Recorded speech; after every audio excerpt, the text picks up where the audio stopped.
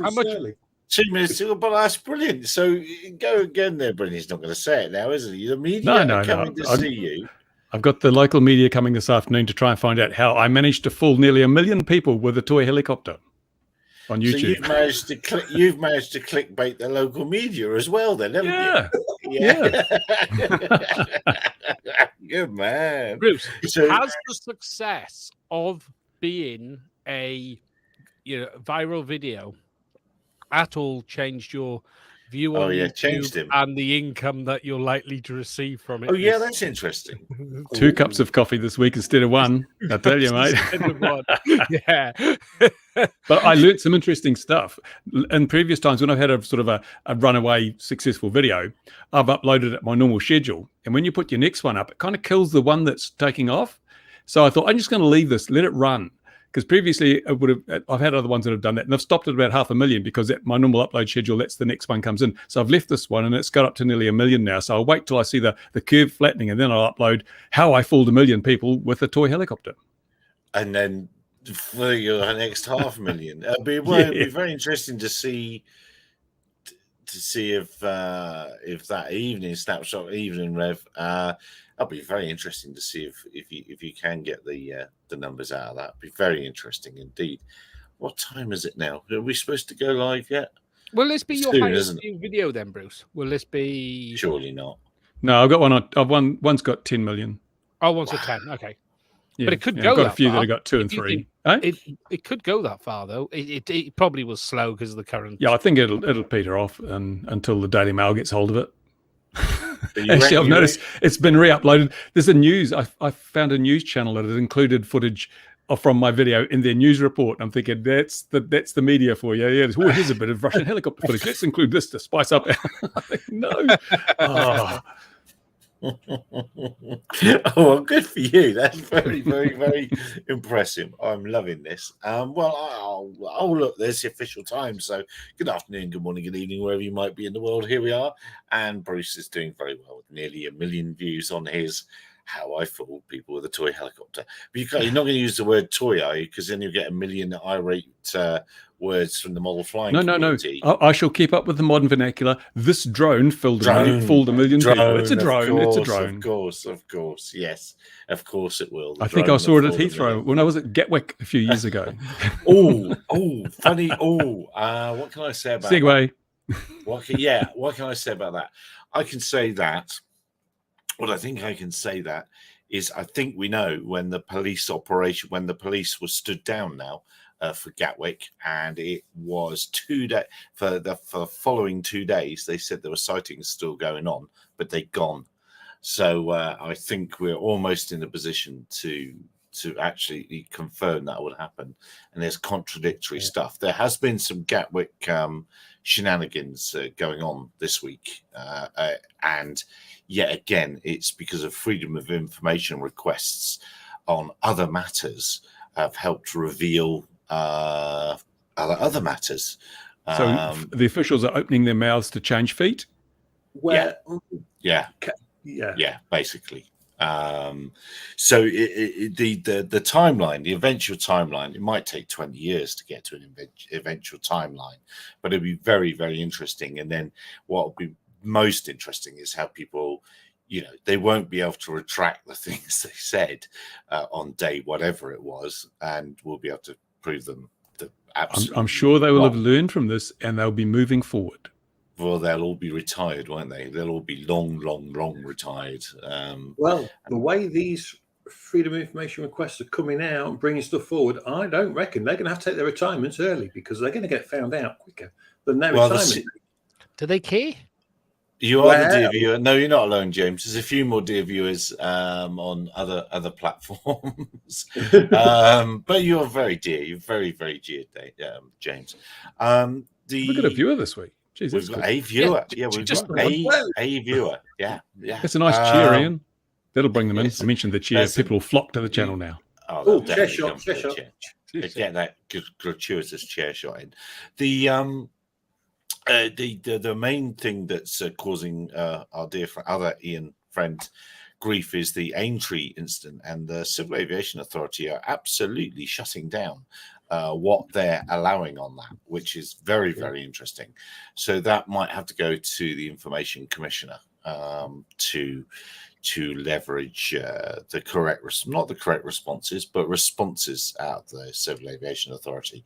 They seem to be sweeping that one under the carpet, or as hard as they can, or lifting a very, very big carpet, or I can't think of an analogy, but they do not want information to get out about Aintree, and that's the flying of drones on the edge of a race course, outside of the race course, not over people, to send information to people making bets a few milliseconds before anybody else, and they are flying within the law, these people, within aviation law.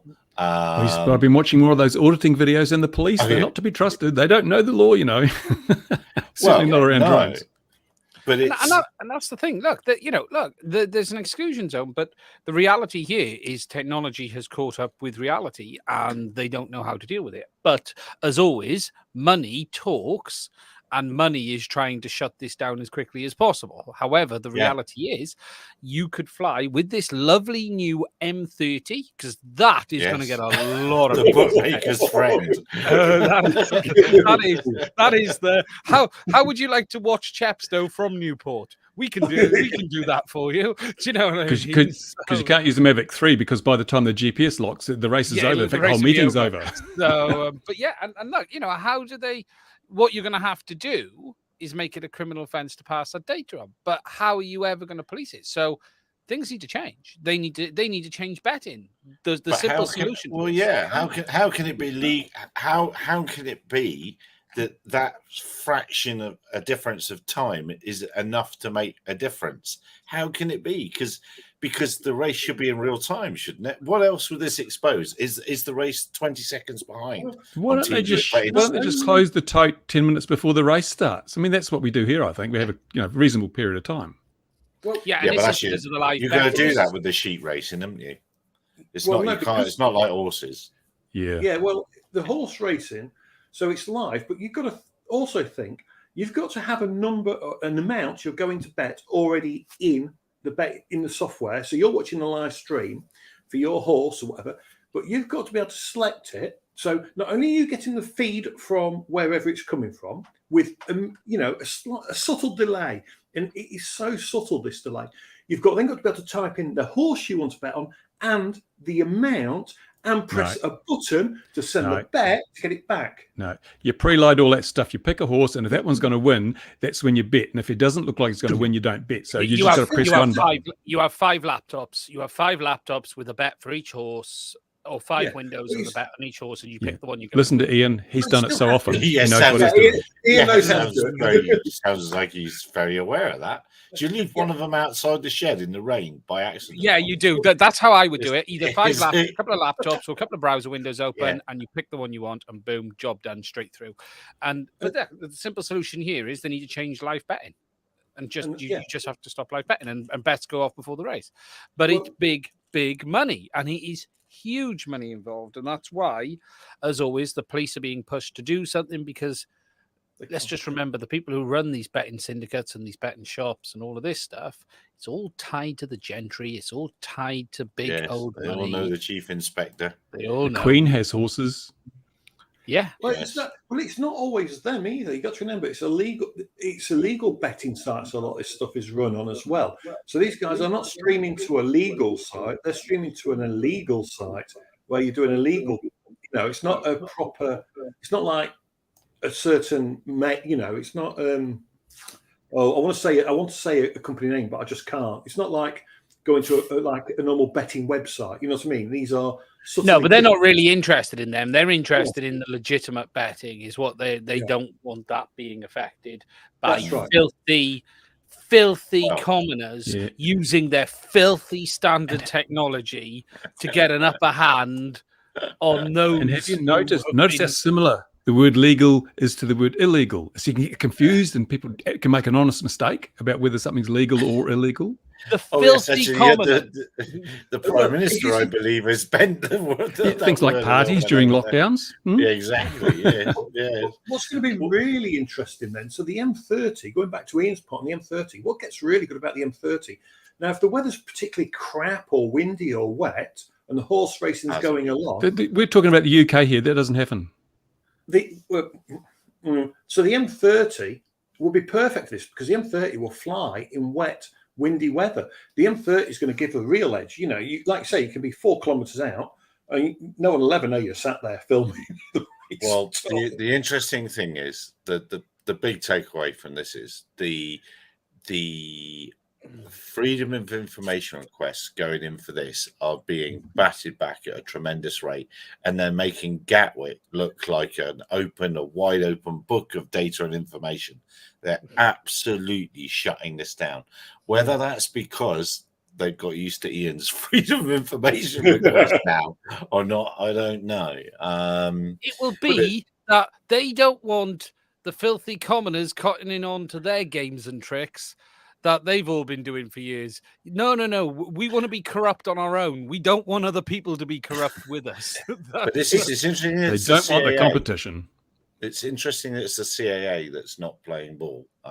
It is. Because he's not really prodded the police yet. But the CAA were the ones that marched in. And then it was sort of generally put out without confirmation that a PFCO had their shirt or their collar felt, and, you know, their ticket to operate was removed. But it wasn't. None of that happened. And it is, what it'll do is, if they're not careful, it'll create distrust between us and the CAA, and we don't need that, you know, because people will start ignoring them. And if we start ignoring CAA because we can't trust that they're going to come out with the truth to us, when we go, look, tell us what happened, and they go, when they do that, we're going, look, just be honest with us, because, you know, we want to know if you're going to hide stuff. When you do come out with something and it's relevant to us, we're just going to laugh at you and go, we don't believe you. You know, it'd be like, we'll treat them, you know, like other places do. We just, you know, you're just going to have to not believe what they're telling us. And that would be really sad. They're our regulator. Tell us information when we ask. Yeah. We can all learn. No, I said, well, it's a safety thing. As an industry, we want to, we're talking nicely with our regulators so we can communicate safety. That's all we want to do. We're safe people, one and all, apart from Ian. Look, Ian's got, it's a big night in for Ian. He's got chocolate digestives and some sort of beverage.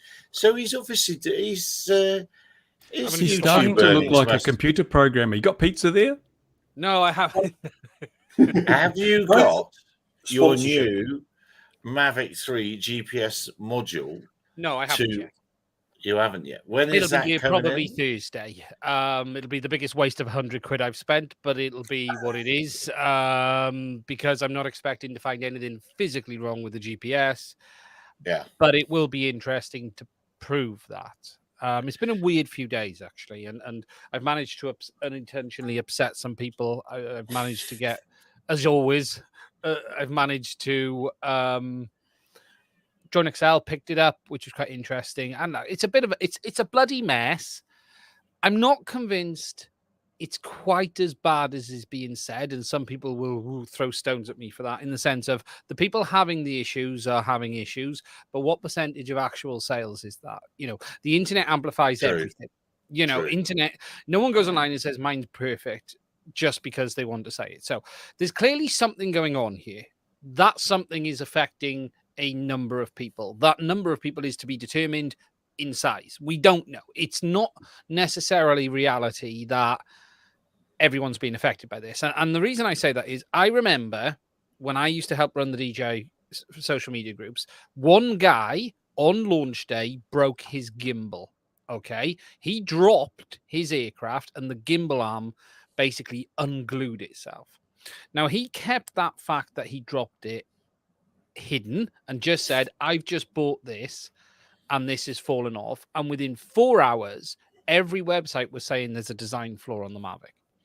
So I've seen how this stuff blows up when one person, that was just one person said it. So the reality here is there is without doubt a number of people having longer than would be expected times. So up to 11 minutes. I think they're the outliers. I think they're the unusual ones, but some people are seeing 3 to 4 minutes. Now, there's been a post by a person, and I don't want to talk about that person because for varying reasons, but the post is basically full of inaccurate information. Yeah, now, I saw that post. Well, that'd be me then, wouldn't it? I'd make that sort of post. Now, is it just a coincidence? Is it a coincidence that the time it takes to get a lock is just about the same time it takes to sight in a mortar?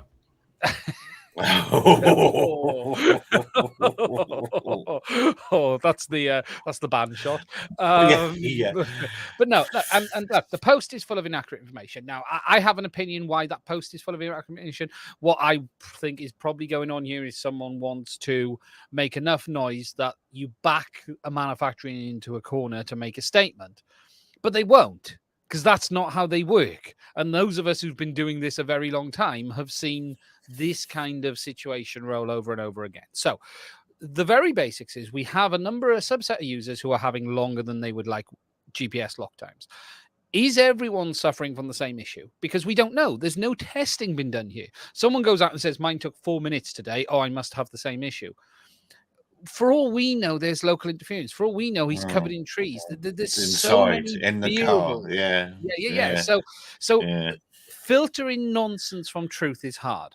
There is something going on, without doubt. But how big that something is, I don't know. I personally am leaning towards this being one of two things. I think it will either end up being some noise within the Mavic, which is causing the GPS to struggle. And it smells of that, really does. And that could just be as simple as a number have been manufactured with the wiring not where DJI would have liked it to have been placed inside. Do you know what I mean? The person doing it has put the harness an inch, not even an inch, 10 mil one way when it should have been another. It could. I don't expect DJI to have messed up the GPS module. They've been doing this for donkey's years. There's nothing here. Yeah, if there is an issue with the module, it'll be supply chain of components that out of their control. So something is bad. That's what it will be. Let me put my conspiracy hat on for a moment. You don't think it's perhaps because the GLONASS system is being highly dithered and messed around with by Russia, and in areas where you don't have a good coverage of GPS, you're relying on GLONASS, you're going to get this failure to lock. But in other areas where there's plenty of GPS satellites at the time, you get a good lock. These things can happen, Would Russia has Russia affected this all started before that, though. Yeah, and there is a thing. They're no longer using, and this is the other problem. They've moved from GPS and GLONASS to GPS, Beidou. Galileo, and Beidou. This is the first craft they're using that uses Beidou. Now, I've spoke to a few people who make this stuff for a living, and the comments on Beidou were not pretty. I will be honest. So this could just be as a result of Beidou, because this is their first craft to do it. Now, we need to understand more. So the plan is I'm going to get a module and just do a bit of a deep dive, because the accusations the person made were completely wrong in the sense of it's got less memory. No, it hasn't. It doesn't have a different architecture. It's an automotive chip. The basics with the automotive, as Bruce and others know, it has a higher tolerance and it is certified for specific use cases in automotive. What people don't realize often is automotive grade stuff is actually really high. The chipsets, everything has a very long life requirement in automotive, and vibration requirements as well as heat, and it's far higher than you'd get in professional or standard grade products. So DJI is paying more for these modules, probably because of supply chain issues. That's the simple, but it doesn't mean there's a problem with it. So the idea to get the module is get it on the bench and get it fired up and just see what it does. The irony is someone has already done a lot of this testing already. We know there's no external flash. We know that's not necessary anyway, because it's still able to download all of the Almac and all of them. I can never say this bloody word. Can you say it, Bruce? Ephemeris. Ephemeris. I always struggle with ephemeris every time. The Almanac and ephemeris data. So there's plenty of the thing there. There is something I did find interesting, though. The people have often said, it's taking as much as 11 minutes. And 11 minutes is about the right amount of time it takes to download the almanacs again from scratch. Not the ephemeris data, but the almanacs. And it has to download an almanac for every system. So there's one per satellite. So there's 3 now that it's got to pull down. So it is possible this is something to do with Beidou. It is a possibility. But I don't know. It's blowing up into something. wonder if it clears down the almanacs after 2-3 days or something like that. Something weird. And people are seeing strange results almost back to back as well. Hot start seems better, which would make you think that the data it's holding on to is fine, and it is holding on to the data. Someone's actually already done a lot of these tests, and this is the funny thing, right? And this is what's actually really frustrating about this post. A great guy on Phantom Pilot has basically already done all the digging that I'm going to do again, because he's already done it, and all the data is out there, yet someone is posting complete nonsense that doesn't add up, and that's the frustration in this. And somehow I've got in the middle of this, because I've put a few posts on it, and it's become a bit of a, well, hold on. And Mike, the reason I've got in the middle of this is this. If we start having people believe that chipset is bad, what happens the next time DJI use that chipset, or the Cube uses that chipset, or someone else uses it? Once you have bad information out there, people are going to start making purchase decisions based on information, which is completely wrong. You know, what happens in a year when someone buys the next Mavic 4 and it's using the same chipset? People are going, oh, don't buy that. So, you know, technical data should always be accurate. It should always be correct. Yes, there's an issue here, but it isn't the chipset. I think it'll be noise, which I won't even be able to detect because I don't have the aircraft. If you think how much CPU is in it, I wonder also, you say they're using Baidu. We all know that the lock is dependent on the HDOP. Now, if you've got competing GPS networks and something like Baidu is giving a different location to GPS or Galileo, then the HDOP, if it's based on the amalgamation of all those signals, will be off until it gets a decent signal from the other one. Is wonder if Baidu is throwing the thing out the door because it's producing bad errors, which are causing the HDOP to be unreasonably high. And until all the Baidu satellites have disappeared out of sight, it doesn't lock. Yeah, it's very possible. And the other issue here is people, look, you know, what we're going by is what DJI app is telling you. So the app is saying what the overall behavior is very low sat count. So people struggling to get more than 5-6 sats. Now, if I was looking at that on uCenter, my biggest concern would be antenna or noise. That would be the areas I'm looking at. But the problem is, this is a DJI satellite readout. At what point is DJI actually logging the sat? On the app? You know, for all we know, it is sitting there with 17 sats locked, and DJI are looking at some other data. And this is the problem. We don't know what is going on, and that's why we need to look at uCenter. We need to understand what uCenter is telling us, not what DJI is. So you're also like me, a nerd that sits and just watches little bars going up and down on uCenter, thinking, "Wow, isn't that amazing? Look at all those satellites are out there." Just like Netflix. But did DJI encrypt? Did DJI encrypt their GPS feed? Because didn't they encrypt that to stop people putting spoofing boards in to put an offset on the GPS? Yeah. They did it. So that can't be a standard stock chip, or is it part of the chip? No, I think it's done at some point. There is UART on it. So someone's already pinned it out for the UART for uCenter, so it's going to be easy enough to hook up. It's nothing special. This is the funny thing. It's got a giant antenna. The design looks good. It's got battery backup. There's no SQI flash, but it doesn't need it on that module. That module's got 2 megabytes of onboard storage. It's fine. It's got tons of space. It doesn't need the additional space. Everything looks good. So some noise in there somewhere, isn't there? There's something. I'm picking they went down the Shenzhen market and bought some fake chips, eh? It could, and it genuinely, it could be as simple as they've been bitten on the supply chain. It could be as simple as one bad cap. You know, this is the funny thing. All it's going to take is a bad capacitor in the matching circuit on the antenna side.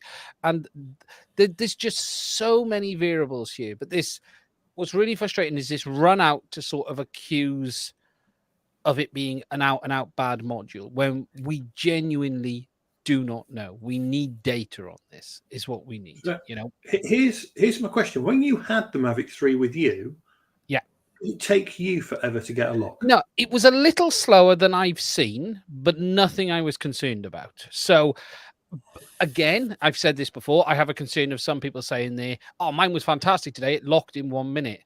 And at that point, I have my hands, my head in my hands if it's from a cold start in 1 minute, because that's asking for trouble. If you fly FPV, you generally wait in 2-3 minutes. So I think from a cold start, 2 to 3 minutes should be what people class as acceptable. You might think that's a long time, but if you want your £2,000 product to come back to the point it took off from, you need to make sure that it's got that data. Now, a good almanac and Emirates data will help, but the Emirates data is only valid for basically half an hour. They say 4 hours, but reality is about half an hour. The almanac, a couple of months.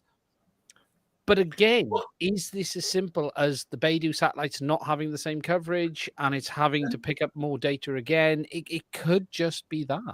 I'm going back to a sextant and dead reckoning. Yeah.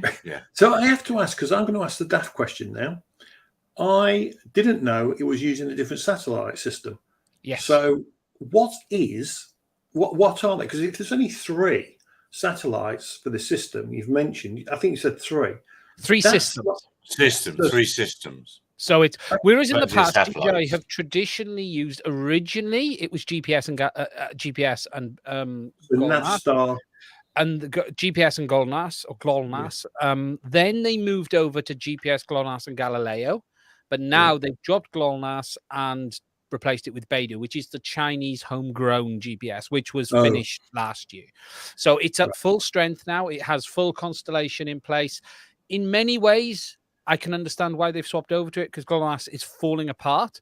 The Russian system is aging all of the time. There are satellites coming offline. When you look at the status updates, there are question marks over the longevity of that system, ignoring the current geopolitical issues in the world. But it is extremely reliable. But they have chosen to move over to Beidou. Now, is that a choice they had? It's very simple. Galileo's not all that good either. No. So there's one reasonable system and 2, yeah. And with the module, North Korea should be the one. They should put one up. Yeah. North Korea do it. And the module is going to be tough because, I can test the module with the standard U-block settings, but the way these are all set up is they have like the serial interface. So what DJI do on boot is basically load the configuration data to the module. So we can't test it at DJI's configuration. We can test it as a standard configuration to look for base errors. If you see what I mean. You can just snoop the bus and then send that data in yourself. I had the craft, I haven't got a craft, unfortunately. I've just ordered the GPU. What this really needs is just some proper testing. Someone's having it takes 13 minutes, right? Go out with 2 quads. Put the X quad on. How long is that one taking? What you need is someone with a GPS module and U center and looking what is going on above my head. Where are they all in the sky? The other craft to use, they've moved over with the M30 as well. So it's going to be interesting to see if the reports start on that, because that's the first other one to move over to Beidou. But again, that's literally not in people's hands yet. So I think it's an interesting problem. I don't think it's quite as bad as the noise warrants. And I've been really simple. If you're unhappy, just send it back. Don't mess around on this. Nothing will hurt them more than RMA. It's really simple. Just, DJI have a great company. They make great products, but they have a long history of stuff they haven't fixed. They have a long history of taking 2 years to fix some stuff. Look at the M200 series. We had aircraft falling from the sky, and yet they didn't do nothing until the CAA banned them in the UK, and then suddenly they come up with a fix. So shouting and screaming on a forum isn't necessarily going to get a result. Okay, I can sit here and say I've managed to get some results on the FPV side of things. I've been lucky to be able to poke that stick a certain way. But that doesn't mean you can always poke the same animal the same way. You've got to, they could genuinely be struggling with this. They could genuinely be sitting there going, we can't replicate this problem. Because Logs is only going to tell them so much. All Logs is going to tell them is that, he had 4 satellites. They don't know what was around. Do you know what I mean? Don't put a tinfoil hat on your drone. No, but it'd be also interesting to see where these reported slow times are on a map on the globe and see if it's this part of the world on a Thursday tends to be poor, and it'll be because where the various constellations are. Geek saying GLONASS for RTK, presumably due to old tech on RTK. I don't know what they're using on the M300 for the M30. Can't be for RTK, can it? It can't be. Well, they've got RTK on it, so it's got an option of RTK, isn't it? But it can't be GLONASS, can it? I don't think GLONASS is up to. No, they'll be using GPS for most of that. It's going to be interesting to see. I think I think it's a genuine issue for some people. There's no question about that. I'm not saying it isn't an issue. I wouldn't have spent £100 on a module to do that if I didn't think it was. But you got to spend that chair cash somehow. That is going to be the biggest video where I sit there and shill. I can promise you that. I am going to be open in that video as, if you want to watch this, I want you to donate now because I want my money back on this one. You're getting 5p a litre of petrol, so that must go somewhere. Yeah, absolutely. The reason I've ordered the GPS is to show proper overview of what it is. Although the annoyance is I've now found that data online after buying it. I could have done what I wanted to do without it, but I'll do it myself. We'll try it, we'll test it, and then hopefully we can push that forward. Unfortunately, it has upset a few people, but what can I do? You know, he says that with a straight face. Yeah, well, I thought that little post on the DJI forums was just convincing sounding nonsense. And I'm glad you picked it up, and because I was waiting to see what you'd say about it, because it's just, I was being polite as well. Do you know what I mean? Things just didn't make sense. What the fellows were saying, it just didn't make sense. But people were lapping it up. I think it's the game of, and in many ways, it feels like someone's making a post that it's very hard to. It's a bit like saying prove climate change is real. Do you know what I mean? It's one of those kind of posts where you can sit there and provide all this data because a lot of the information in there is hearsay. It's, I was told by this, you can't get the specs for this. Well, I know someone who can. So, and that's what I did and just ran. I already had some specs for these modules, which I found anyway, and they are out there. You just got to look. You just got to know where to look. That's the difference on these things. And I had it backed up, and no, there's that info is not accurate. Should DJI get this fixed? Yes, that's without doubt. But let's be realistic. If they can't find the problem, they've been through COVID. They've been locked down last week. People do need to understand it might take a bit of time. It's that kind of bug which can be really difficult to solve. You know. Well, in further DJI trouble this week, don't try and buy anything in Germany if you want to buy it from Germany's largest online retailer, who the stories of what actually caused that to happen are so wild that I actually have no idea what the truth behind that is. But in case you have been living under a rock, you may not have seen that Germany's largest online retailer has pulled all DJI products from their websites in support of Ukraine. And I think it's because they just had a handful of complaints in the comments. But they're claiming otherwise. They're claiming to have received further information from other places. But I don't know. Okay, so you're a retailer that sells products, and you have to pay your bills. DJI have done nothing anyone else hasn't done. So if we're very clear on this, Autel haven't made any changes, Parrot haven't made any changes, no one has done anything. So if you're going to single out DJI, you're going to have to single out all of the drone manufacturers, because they have genuinely done, as far as we know publicly, and the information is, they've done nothing wrong. So you're a retailer that sells drones and you're going to take a stand against DJI. It smells fishy to me. But only DJI has Aeroscope. Yes, but there's still nothing to say what's been done, because both sides are using Aeroscope. They are. So it's very, very strange, isn't it? It's all strange. What better way to get free publicity than take a stance like that? I mean, that's what it's all about. It's marketing. The marketing people have said, let's take a stand. We'll get coverage in worldwide media. We'll be, with the biggest shop. There's no such thing as bad publicity. I hadn't thought about that. Switch. You could be exactly right. Everyone will just buy from another retailer, though. Everyone knows what's that retailer. You just go to someone else to buy. Yeah. And what was their actual turnover of DJI product? Yes. What is the money here? So here, and what compared is to the advertising, and the other products they sell.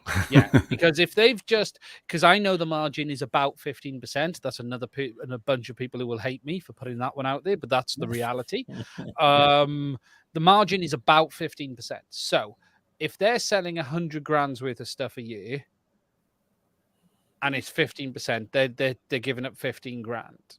Are they going to sit there and go, well, we can afford to swallow that because a lot more than 15 grand's worth of advertising. Yeah, exactly. Yes. Exactly. Yeah. So I'm always skeptical when you see things like this, that we're making a stand. You know, if they said we're making a stand and this is going to cost our business $100,000, euros a year, I'd have respect for that. I'd sit there and go, fair play, you're giving that money up. But we're just a bunch of old cynics. Oh, there Anthony Bishop's telling us he lives there, and it's all to do with showing the world that they're trying to be neutral. And here's Wolves also. They're claiming to remove DJI products. Wolves. Yeah. That's what they're saying, and they're saying people are contacting them and giving them proof. But I'd like to know, are they a big retailer then? Because I don't know. Well, Germany's biggest. Germany's biggest online retailer. Is this a big thing? Am I under reading this? You know, you're probably not, because it's quite bizarre. I mean, just because they have the product in stock doesn't mean they shift a load at all. You know, because you can just order from DJI Direct. Well, it's a bit like, yeah, and it'd be a bit like in the UK mark, isn't it? Things saying, who is it? That's interesting. That's interesting. So if they've lost their business anyway, and Europe's biggest online retailer, I presume that's what you mean in there. I mean, in the RC world, Germany had the biggest modelling fraternity. Then it was the UK, then it was France, if I remember correctly. Obviously, now they just go, the European market, which includes the UK. But yeah, I don't know. It's got to be interesting.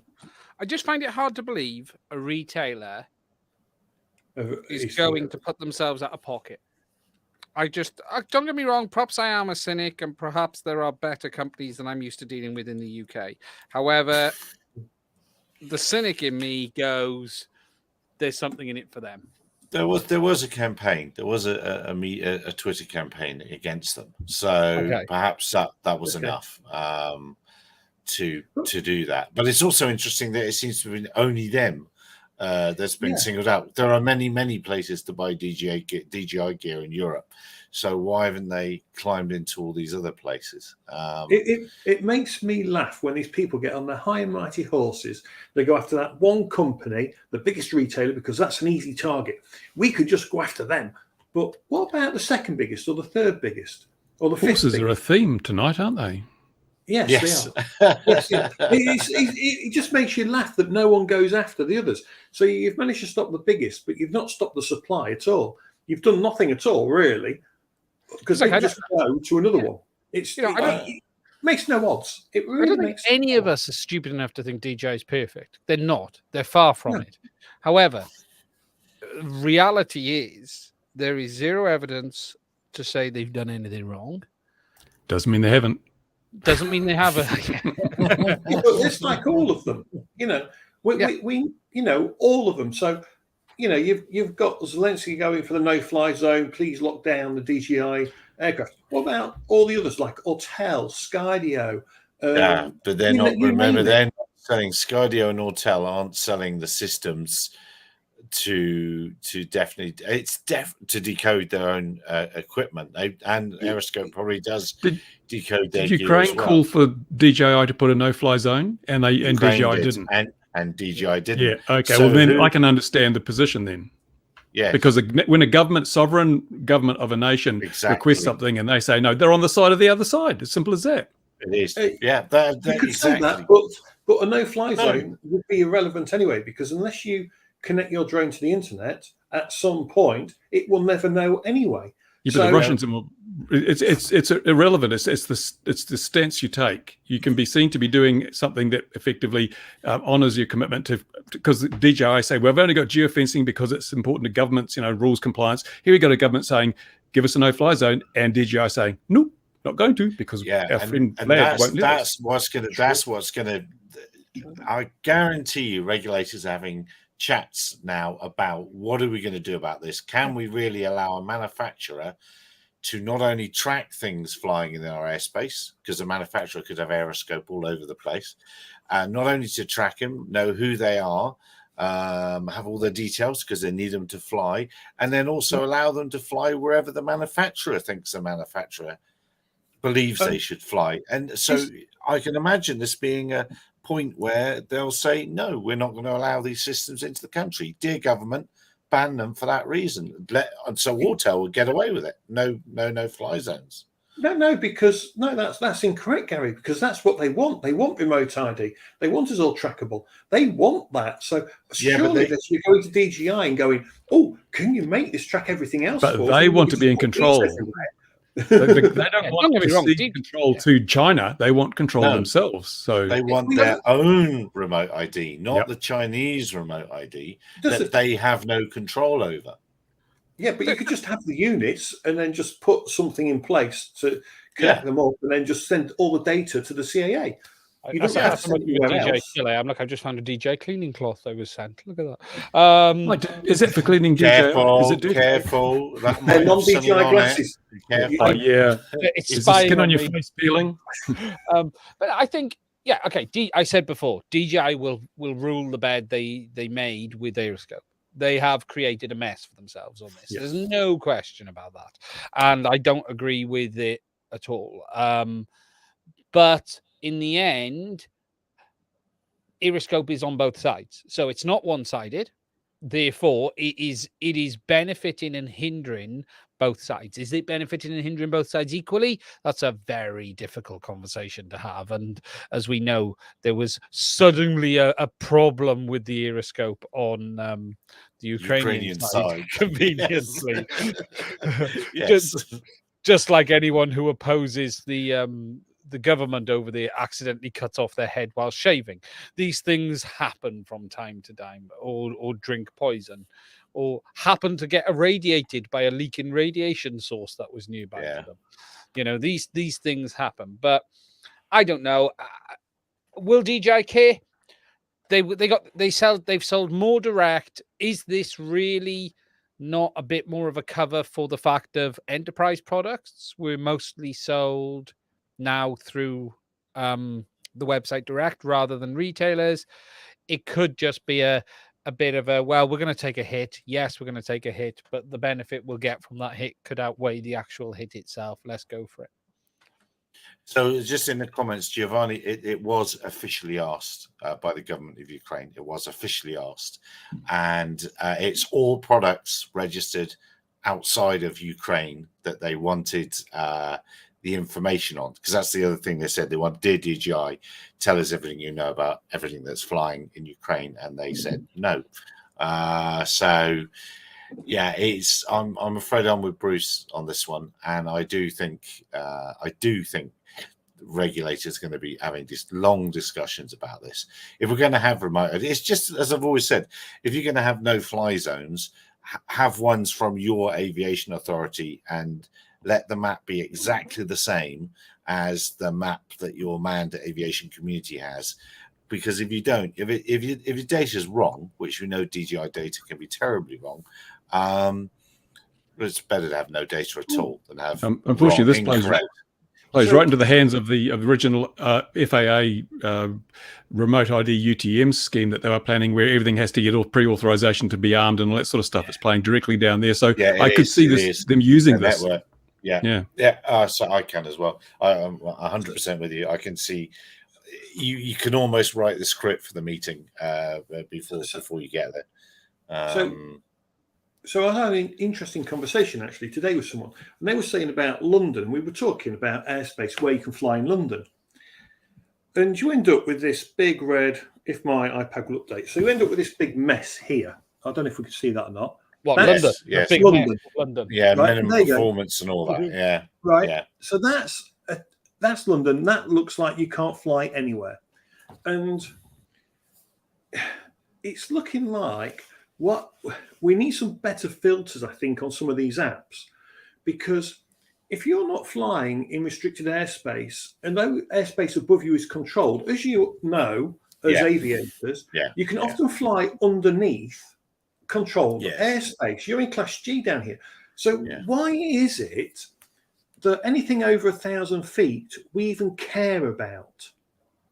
I really think there needs to be a good cleanup on some of these apps, because we could shift so much. That's a UX thing, isn't it? That's a user experience design thing rather than... It's horrendous. When you actually stop and you actually take a step back and then you step forward and look at it, you're going, you can't fly anywhere. It makes no sense. Yeah, even with the chart, you're disseminating it from the chart, and it is there's a lot of reading to be done, that's for sure. Although London looks a bit easier on the chart than it did on the app, but I know what you mean. The old way of doing it with charts before the apps came out actually wasn't too bad, but now it's like information overload. There's so much stuff that I don't need, that users don't need to know in this anymore. In Drone Assist, for example, or Guardian. But you can move the sliders for higher airspace and stuff like that. It doesn't do enough, in my opinion. It's still too heavy. So if you go to your settings, and I'm looking for them now. Yeah, look, that's a wider context discussion about how airspace should be displayed for Richard. Hopefully, Richard's recovered from his COVID. We need to get Richard on to discuss that issue. Now, what other things has happened that's not DJI, or have we got any more DJI stuff to talk about? Well, we've got on our proposed. So this made me smile. There's a proposed 265-mile drone corridors for the UK. Yeah, that's Richard again. Oh, was it? Oh, sorry, Richard, I was slightly. I was going like this. Sorry, Richard. I'll apologise, because Richard, he doesn't know his good stuff, but it was making me just go, because someone from a particular company, may have been Richard's, going, oh, we can see drones flying in these corridors within this year. And I was thinking, you've just announced the corridor. No drone company can use it without an OSC, because they'll never let anyone fly BVLOS without one. This year, CAA on an OSC, I don't see that happening. It takes so long for them to do them that, it would be very complicated to even fly in the corridors. And then you've got the Unmanned Air Taxis, Urban Air Mobility. They're saying, oh, they'll be able to use these air corridors. Really? Where are the pilot training courses for these air taxis? I've not seen them yet in the UK. Well, EHang are reckoning to be certified this year, aren't they? They're Chinese teach to fly, I take it. No. To just the aircraft. Because forget the teaching, you got to get the aircraft through the hoops before anything else. It's exactly the point. So let's say they get the aircraft sorted out in 6 months' time. I'm going to be nice. Let's say they get the aircraft signed off. Well, how long is it going to take to get the course signed off to teach people to fly it? Because that's going to take time. And then those people have got to do the time and the hours, because at the minute, no automated system, as I understand it, looks like it's going to be allowed in Europe, because they're saying that's too risky. We want someone there to fly it. So it's going to be very... long way out. Long I don't see it happening this year. I really don't. It's not interesting. They're all hyping up everything, but I don't see it. I know. And then what's been happening in the FPV world and all that sort of thing whilst this war has been raging? Red Cat's not making a profit. Cat breaking even, aren't they, Ian? And there's new goggles coming from Fat Shark, apparently. Yeah. I thought they weren't.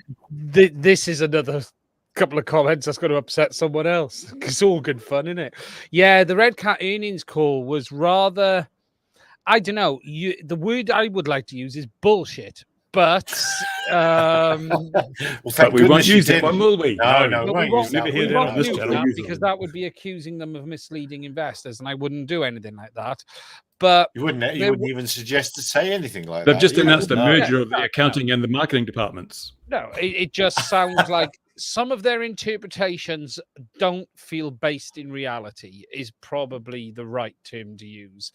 In the sense optimism of prevails. That's a better term. Optimism. No, it's just that they were saying things like sales have dropped. Okay, that's fair. But their reasoning for sales dropping was the market is waiting for it's a bit like when the new iPhone launches in September. No one buys iPhones in August. And they're going, no one thinks you're releasing goggles. So why do you think everyone's sitting back and waiting to buy new goggles? Now, I'm poised with my wallet. Yeah, you are right. Okay, I think the truth was the actual comment should have been one of our major competitors has released a new product, which took a substantial amount of our revenue, and our former partner has announced they're releasing goggles, which is making people hold off as they transition to digital. Now, that would have been more reality, but no one's buying our product because we're about to release new ones.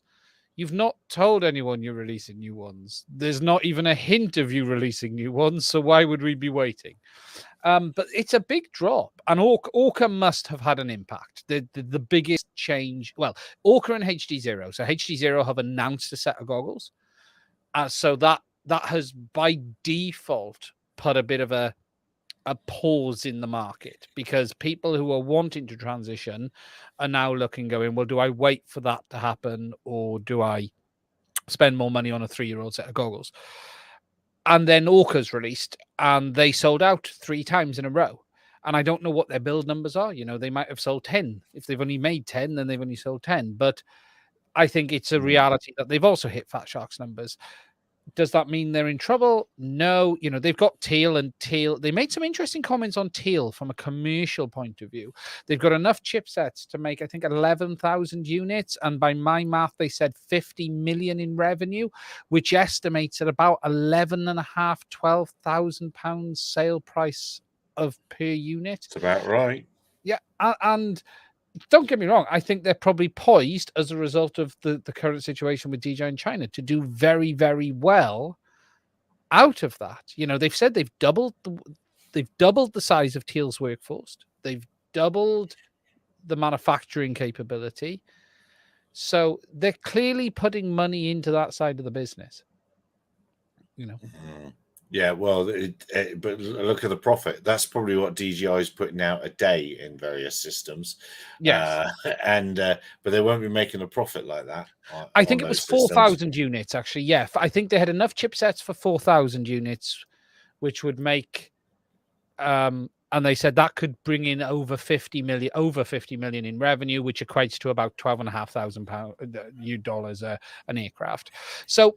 But it is a contradiction. They have been heavily relying on Fat Shark's revenue, which seems to have dived.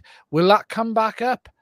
I think it's possible a bit, but not probably to the level. Rotor Riot will bail them out. Rotor Riot, that's where the money's coming from. No. They said it almost broke even for the first time, and that surprised a lot of people that Rotor Riot doesn't make money.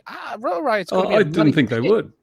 Not in the current market. But the interesting thing, I was looking, what's the strategic benefit of having Rotor Riot in a company like that? Given that Rotor Riot seems to be at odds with the professional side of things. But did you see the latest video from Rotor Riot? Apparently they've been working on some secret squirrel stuff designed to improve the performance and the range of quadcopters. The trouble is they don't know what they're doing. They've got no clue about the aerodynamics, and they built this craft where the center of pressure is obviously way in front of the center of gravity. It's all up and down, up, left and right, and it melts batteries, and they just don't seem to have an understanding of what they're trying to achieve. So they're being used as the skunk works, but I don't know. I don't know why they bought them.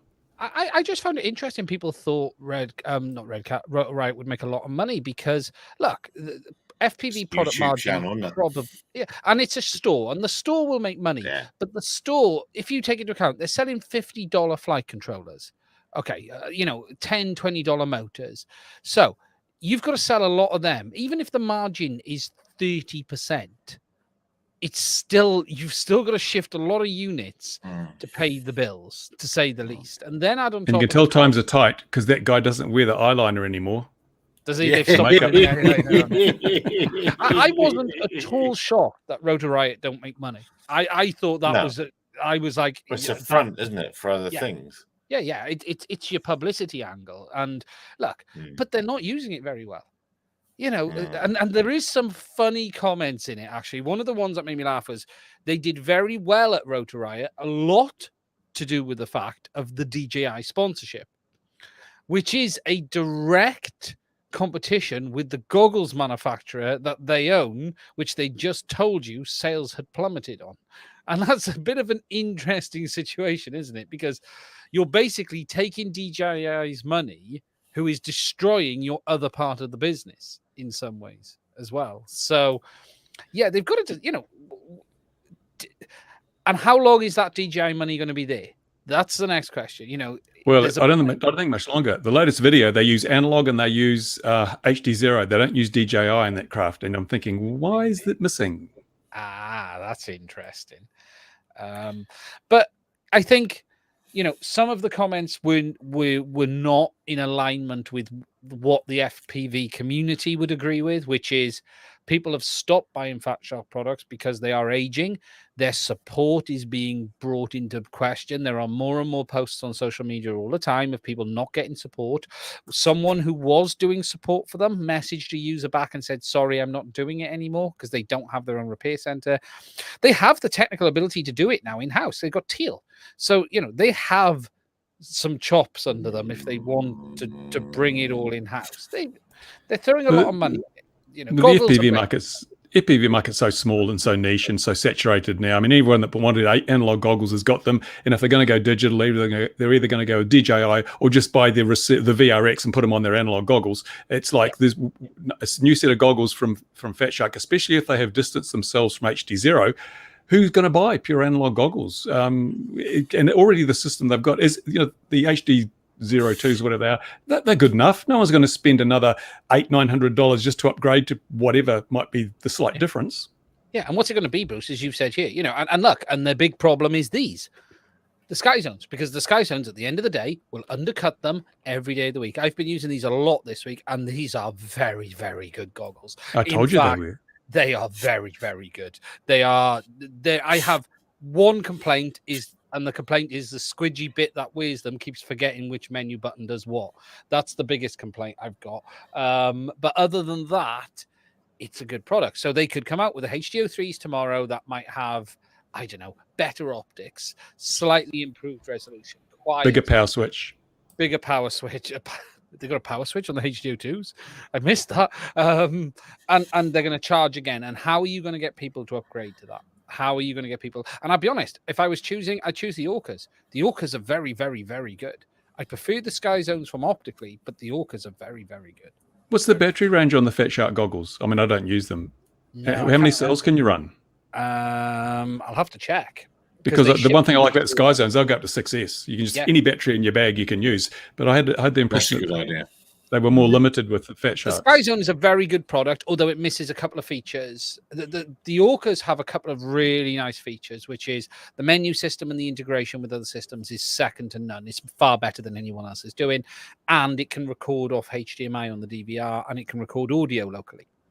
So there's some but just turn the clock back 5, 6, 7 years. Fat Shark was the only show in town, really, wasn't it? And that's not the case anymore. And they don't have anything special enough to differentiate themselves. And that's the funny thing. If you actually take a set of FPV goggles apart, and I actually did a set, my Fat Shark ones, I had to clean them before I sold them. I stripped them, and just to give the optics a full clean because there was a bit of dust and stuff like that. And reality is, a set of those Fat Shark goggles consists of off-the-shelf screens, off-the-shelf optics, some basic plastic molding to hold everything in place, and a basic PCB that is converting video DVR. There's really nothing here a college student electronic engineer couldn't put together. Whereas at least if you look at Orca have completely designed a software stack for their goggles. Quite a very nice software stack based on Android, I think it is. And it's on the upper levels of development. There's more, you're getting more of it, and you've got more features. If Fat Shark come out with another set of goggles that just are dumb, the right word to use for Fat Shark goggles is dumb goggles. There's no smarts in them. They rest on their laurels. They've rested on their laurels for a long time. No power switch, DVR that never really worked properly. Little things that you would expect to be key cornerstone of the whole goggle thing. And it doesn't cost much to upgrade and put a power switch on. Doesn't cost much to use decent DVR, but they just didn't bother because they didn't have to. Yeah. No. Yeah, that's the real problem. You say, rested on their laurels. It's exactly it. And Greg built a really good business off that when no one else was doing it. But what has happened is the Chinese have come in and done it better in Skyzo and cheaper. And Orca have come in to go, well, we're going to do something different because there's no point doing the same as Fat Shark. And there's no point doing the same. So Orca are saying, we're going to make a very expensive goggle, but they have features you can't get anywhere else. And that's a good play. So, yeah, Fat Shark have got a lot of work to do. And it will be interesting to see how they explain away further drops in revenue of Fat Shark, because that has been their biggest income. They did hint that they're expecting another bad quarter ahead, based on the Fat Shark, the new products and stuff like that. But they seem to have split up with HD0. We don't know for sure, but the full understanding is they've split up with HD0. My understanding is they are not involved with the goggles from HD0 at all. That's the hint I've heard somewhere. It's not official, but that is the hint I've heard. So Fat Shark have split up with the partner they had that actually gave them a technical advantage over the other goggles manufacturers, which seems mad. And I wouldn't want to bring out a new product right now, because with the chip shortage, you're probably going to have to use components that are not optimal. And therefore, when you can get the better components, you're going to have to redesign and re-roll it out again. It's just like, I'd wait until the chip supply eased up and then spend that time developing a product that was going to be really good and just roll it out from day one instead of something that was going to be an interim solution. Did I not see that the chip shortage might continue longer than expected thanks to the Ukrainian war because of the neon gas? Neon's only used for the lasers. It's not that big a deal. Oh, right. There's lots. The problem is, Mark, it's like anything. It's a stone. Once you slow the rock down, it's really hard to get it going again. And the car industry's behind. Car industry's been hit now by Ukraine heavily. VW, and HD0 are suffering that. They've just had to rebuild the VRX and change the FPGA. I do wonder if that's actually driven the shortage of supply, Bruce, actually, because if the old FPGA is available, they would just use it.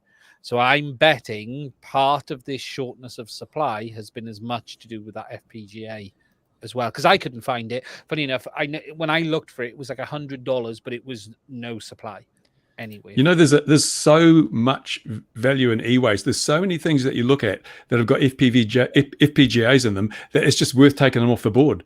I was looking at not TVs and things, but more specialized equipment. There's a lot of stuff out there just being thrown in the e-trash when you could actually make some sensible money out of it if you got in the supply chain and pulled the good bits out. I'm surprised. Especially test equipment, isn't it? Test equipment. There'll be a lot of oscilloscopes and cheaper, lower end oscilloscopes that were costing $300-400 because they heavily relied on FPGAs to do a lot of the heavy lifting. Yeah, and industrial controllers, all that sort of stuff, which regularly gets replaced. A lot of the stuff gets cycled out. They replace all the scopes and all the things in a university lab, for example. You grab those. The value of the components is worth more than the value of the product now. It does remind me, there's a shop, or used to be a shop in Lincoln, and the guy there, the gentleman there, used to take stuff, and people used to take the mick a bit, but he would literally take old radio gear and old equipment, and then warm it up, melt the solder, pull off the components, and then resell the components. Made a fortune getting gold out of these things, and silver and mercury. You get some really rare materials. And people go, but there can't be enough. There's not enough in one item to make you a lot of money. But if you've got 1,000 to sort out, that's where your money is. Yeah. Well, we've seen it years. The computer industry's had this happen time and time again. There's, especially in China, you get like laptop CPUs getting rebadged onto different motherboards directly and sold later. That if they can get enough of them they can produce a product cheap enough in China to make it worthwhile of e-waste. They can do it, and they do it all of the time. And if anyone wants 1,000 NE555s, I bought a whole lot a while ago. They're sitting in a bag here. The big one was about 1 cent each or something. I paid $10, I think, for them. And there was a big one with Xbox 360s. Some Chinese company was lifting all of the CPUs of Xbox 360s and putting them onto PC motherboards because they are compatible, because it's basically an AMD CPU, and selling them as low power PCs. Now, someone is having to recover all of those e-waste boards to do that, but it makes it viable. Yeah. Scrap electronics, here you go. We're keeping you up, Gary. You are. Yeah, definitely.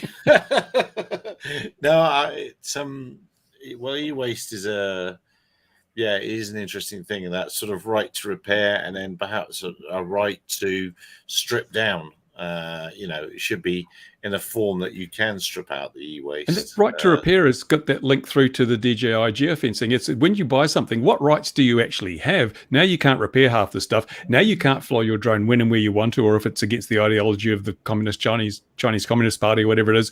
We are losing control of the things that we formerly owned, which is why I think Apple is looking at moving to a lease option where you can lease your phone instead of buying it. You just rent it from Apple. You never own your hardware. The world's going to a funny place. Getting around a lot of the EU laws. That's why they're doing it, because they don't want to have to put a USB-C port on the bottom. They don't want to have to do all of this stuff. And if you never own it, they can do what they want. And do you know what? What point should the governments really interfere with products? That becomes the question, because yes, we should have the right to repair. So I should have the ability to change the battery, for example, because it's one component. I should be able to change the camera because it's a component. I understand that. The motherboard, that's a little bit tricky. The right to repair on a motherboard, let's face it, on integrated circuitry, take the board out, get a new one, put it in, that should be allowed. But the issue here, Mark, it goes beyond that. This goes down to take the large of Apple, for instance. They will say to a manufacturer, you are not allowed to sell that chip that we use on that board to anyone else. That's fine if it's their hardware.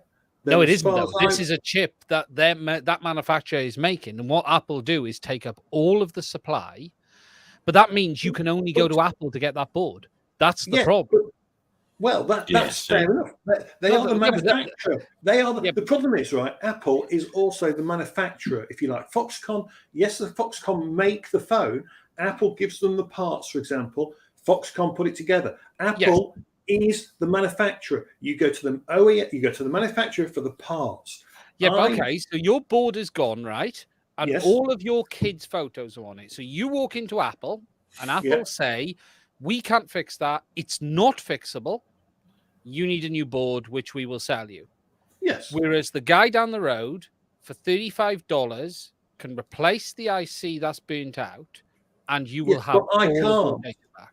But this is you can still repair it. It doesn't matter that you can't. You can't, but you can choose. Why is it that you must go to the manufacturer? You do not have to go to Mercedes-Benz to have your car fixed. So why should you have to go to Apple to have your phone fixed? You don't. You do. That's the problem. You don't. I could take my phone into places and have the screen done. No. Some of the bits, though, you can replace them, but they won't work until you do a reset, which only Apple has the software to do it, because they're all intelligent and have little codes and things. ID. If you damage if that Face ID cable gets damaged whilst replacing the screen, no one else can repair that. That's it. That's right. But that's locked to the chip, isn't it? Inside the device. That's a security system. You know what I mean? That's part of the security of the device. That's what makes your device not the safe. sensor being logged. The sensor is logged to the board for no good reason in that. Okay, here's another example. So the issue here is this. You only can go to... So say you could only go to Mercedes-Benz to have your car serviced. So you had no choice. Whether you need brakes, any part, only Mercedes-Benz. They get to choose and charge you what they want. Then they decide that we're no longer going to replace just brake pads because we feel it's better for our consumers that they always have brake pads and brake discs every time. And actually, we feel that you should always have brake pads, brake discs, and brake fluid change. So we're now only going to offer you the repair of all of those items, which is going to cost 3 times as much. Whereas the guy down the road could have said, your discs are 20% worn. All it needs is a set of pads. It's absolutely legal and safe, carry on. And this is where the problems arise. Well, remember as well, though, so if you want your Mercedes warranty to be valid, it goes to a Mercedes dealership. For the first 5 years... Doesn't have to. Not in law no more. No, they changed the law. Years ago. Yeah, that changed years ago because that was also a racket. So, but the big issue here with the right to repair, and especially with Apple devices, is data. So you go into Apple and they will say, cannot be fixed. And what's the big frustration, if you watch a lot of Lewis Rossman, is the problem is caused by them in the first place due to a poor design choice or a poor component choice or something like that. So they say to you, you can't fix this. You're going to have to give us $400 to replace it. Yet the guy down the road can say, if I could get that part, I could fix it for $5. Now, the biggest anti-competitive issue is Apple go to these manufacturers and say, you are not allowed to sell this part to anyone but us if you want our business. And that is where the problem arises. And it gets worse than that. Check John Deere are making Apple look good in some ways, in many, and one many wheel. ways. Yeah. Don't forget one wheel. And one wheel. And this is about people. We don't say they have to give it, I think the Lewis always says he doesn't say they have to give some schematics. He doesn't say they have to help. But what they shouldn't do is do everything possible to stop you having an attempt if you want to. I thought they had to keep parts, though, for devices for so long. So even when something stops being... Yeah, but that's in their own inventory for them to do the repairs. Yeah. They don't have to sell them. No. No. True. Yeah, it's a big thing, and how far do governments go? Well, they don't let companies control where the device can be used. It's just like Apple saying, well, I'll tell you what, we're going to switch off some of the phones in Ukraine and not some of the others, or such and so forth. It's big tech, isn't it? I mean, look, I was surprised. I saw on YouTube, there's an Indian news network called WeOn. They've got 5.5 million subscribers on YouTube. They're a big multi-platform news network. YouTube took one of their videos down, gave them a community strike for publishing a speech or airing a speech by one of the Russian diplomats or something like that. They aired it alongside the equal in the Ukrainian government. So it was a balanced report. They gave both sides of the story. It was taken down for disinformation. Yet that same report was published by Reuters and YouTube did nothing. There is so much manipulation going on by the platforms as to how we view the world. It's shocking, and we can no longer rely on social media to give us even any kind of balanced outlook. I mean, they took RT away. And it's like, where do you go for the facts these days? You go to my channel and watch the helicopter video. Yes, that's what you do, yes. Maverick R9M, can we do that? I've forgotten what the name of that data Don't use it. It crashed that speeder thing. Oh, I can't remember that. Get my telemetry data to my PC. There's no Wi-Fi in R9, is there? So that you want to be using the RF solution, the RF Designs radios, because they do the TX mod, which allows you to stream. The R9 is their 900 megahertz long range, isn't it? Yeah. So, and there's nothing you can special. you can put ELRS on that, apparently. Yes. Yeah. Yeah. It's the Express LRS hardware FR Sky make, but sell it with spamware. Out the factory, their own spamware. No Wi-Fi. No, you want to be using RF Solutions radio, RF Designs radios. You can use that for your RC link as well. That's 900 megs, but it also supports telemetry. Yeah. Here's the thing. Here's an interesting point then. So you just pointed out you get spam software, bizarrely, on a chip. Surely that's a good reason for a manufacturer only to sell the chips, because they would make sure, hopefully, that the chips don't come with spamware on them. But most ICs are passive anyway, for the most part. The only stuff that isn't, everything's firmware anyway. You could have that argument about every flight controller out there, the open source ones. They all come from China. You could argue about spyware. That's one of their big arguments is security, and it's complete nonsense. Because there is nothing more or less secure about a voltage regulator that has no software on board that has happened to burn out every 5 minutes for no good reason. Or because the battery is. So why does he want to get his telemetry data to his PC? Yeah, you can't. If you want it to a PC, you're going to have some sort of MAV link in. If you're just using a normal transmitter, you're going to have to use. If your RC controlling being R9, you want to look at the RF Designs radios as either a separate telemetry radio, but because that's also on 900 megs, you're going to have problems, or use the telemetry radios as full RC, which you can. I don't think R9 supports telemetry, Mavlink telemetry. I don't think so. I wonder if any of the open source transmitter software allow you to write scripts that'll write to the serial port, just transfer the data out through to the USB port. You can get that lead, can't you? That you can put in line to receive the data stream. That's that YARPU. So there is a serial port on the module, but it doesn't work. So yeah, R9 won't do it. But the transmitter's got a serial port as well. Why do you use it for a simulator and Mavlink? No, it's not about buying a Mavlink as such. It's just about having the equipment that is, what's the best way of putting this, suitable for it. Yeah, it's not crap.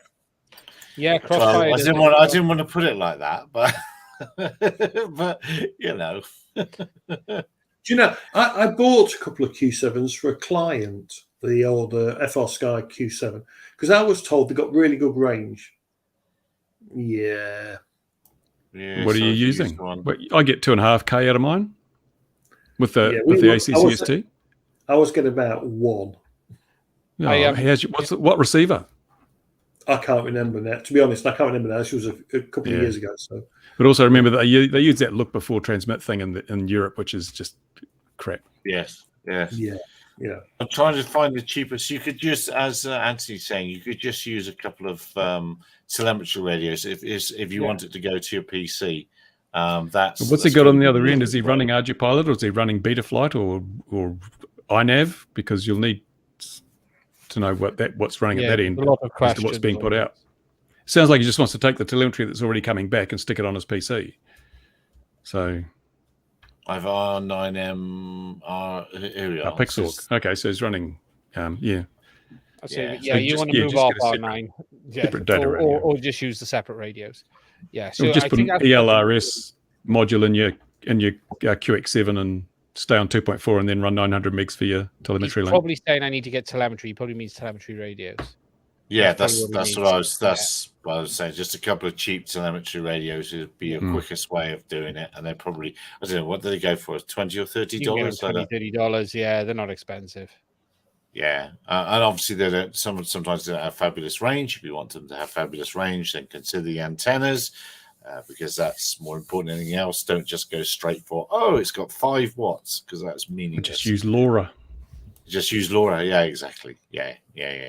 I'll get. I love her. Tell Laura I love her. Boom, boom, boom, boom. And do you need her? Tell her not to cry, though. That's what I said to Alexa. No. What? That's all the young people are lost. Yeah. Take some young people things now. Yes. The cheater, they use my radio master transmission map plate. Here we are. Here's this computer. I guess. You got to be a bit careful. You got to be a bit careful compromising on all that sort of thing, because eventually you'll start using that as your control link, or you'll want something critical from it, and then you'll find it doesn't work then, or whatever it is. And 5 Chinese watts is a different unit than uses elsewhere. Yeah, as are all the flipping antennas, aren't they? They say 433 or whatever, and they're 300 and whatever, or 700 and whatever. They're whatever the length of wire happened to be that day. Yeah, that's right. Yeah, exactly. Yeah, absolutely. So my R9 says it's not a telemetry receiver. No, it's not, is it? We can say that. Yeah, it's not. Okay, right. So what else do we know before we go, gentlemen? I sent you that story, Gary, from the New Zealand Herald, which warns people, beware of drones. They're scouting for burglaries and thefts. And what's the last line of the story say? Hang on, I'll get back to it. I'll put it up. I did put it up in our chat as well. Yeah. And what is the last sentence? Oh, yeah, I see you said in our chat. And the last sentence is, don't listen to Bruce. The police in the area are not aware of the use of drones in other rural burglaries and noted there did not appear to be any recent increase in fuel thefts. So it's just a big hype story. It's a big fear-mongering story. It's the media has not changed. I imagine. Thank goodness we don't know anybody that would be calling the media up to hype a story for no good reason at all. Thank goodness we don't know anybody that would do that sort of thing. Never. Not ever. No. Not ever. Yeah. What time are they coming? 2 o'clock. Exactly. All right. The sky is falling on our heads. Indeed, it is. Ladies and gentlemen, boys and girls, do we have anything else before we go? Going once, going twice. Dear viewer, wherever you are in the world, be safe. The new variant is amongst us, and it's going well. It's very, very successful. So wear a mask, wash your hands, do all those other good things that your country dictate, unless you're in the UK where it's all over. And we'll see you again. 2 words of warning for those in Ukraine. Look out. Watch it. Yeah, look out. Oh, dear me. Yes. Look after yourself. See you again, 2100 GMT next week. Take care, everyone. You choose with tacos. Tuesday with tacos? What's he talking about, tacos? Oh, hang on. Oh, no, hang on. Before we go, eBay, is it a fake or factory QC failed? Yes to all the above. Yes, probably a fake, but then there's not on it. There's a lot of cheap controllers out there that are send him your gold cube. That's what he needs. Yeah, exactly. Just get an orange cube. One there, that flashing one there. Yeah, it's all money though, isn't it? That's the trouble. It's all money. Take care, everyone. See you next week. Bye bye for now. Cheers.